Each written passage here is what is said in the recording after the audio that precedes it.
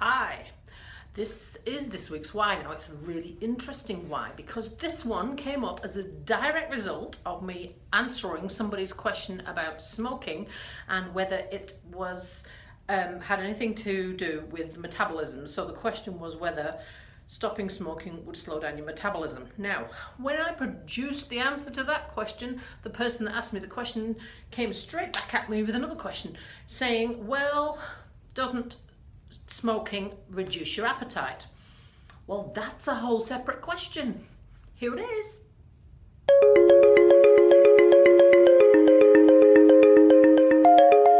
Now then, if you ask Google the answer to this question, the very first article that comes up at the top of the first page is one that was written, a transcript from a program on National Public Radio America.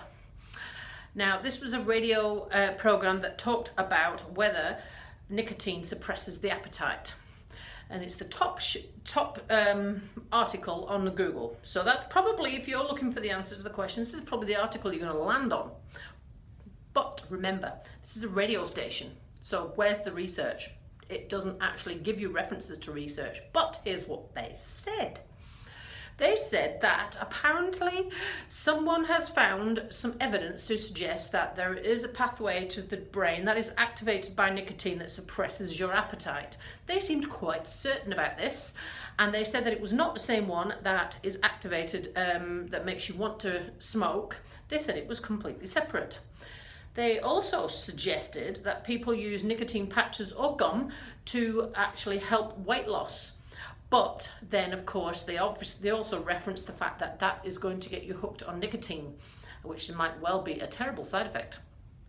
They mentioned something called cytosine, which is an appetite suppressant, apparently, and non-addictive. And that apparently is something that they are saying that people give out as a drug to help suppress your appetite, as a weight loss aid that has not got the nicotine addiction to it. I have not looked into whether that is actually the case or not, but I'm just telling you what this particular article said. So like I say, that was number one article, and that was National Public Radio USA. So, if I found the answer, I need to look further. Now, did you know there is something called Google Scholar? Now, it lists only research articles and from certain trusted sources, and that is usually where I go when I want some concrete evidence to find out the answer to a question. So I flipped from Google to scholar.google.com, and here is what I found. So, article number 2, that was Science Direct, which is something that I've used a number of times that is listed on Google Scholar, and it usually gives you the citation for the research, and you have to purchase the entire article. Now, what they have said is that they found in their research, which is referenced and cited and all properly done, what they have said is that they cannot find any difference in the calorie intake or the taste selection for people that are addicted to nicotine and people that are not. So they are saying that throws into the question the fact that nicotine may or may not suppress the appetite. This particular article is suggesting that they couldn't find evidence to suggest that was true. Article number 3, which was also on Google Scholar, and it was in a cytopharmacology research paper, which is a regular publication that you can subscribe to. And it was also listed on Google Scholar, and again you've got the citation, the summary, and you can purchase the entire research article properly cited, properly referenced. This one said that there was no effect on hunger or by either one way or the other by nicotine, and they actually said that in the research that they conducted, calories intake was up after nicotine had been taken. So they compared with a placebo, and that, like I say, was a research journal.